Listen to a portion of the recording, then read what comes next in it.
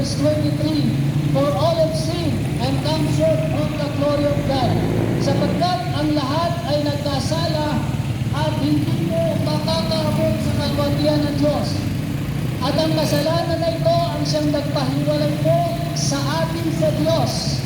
Ang sabi mo ng Bible, "But your iniquities have separated between you and your God, and your sin have been displaced from you, that you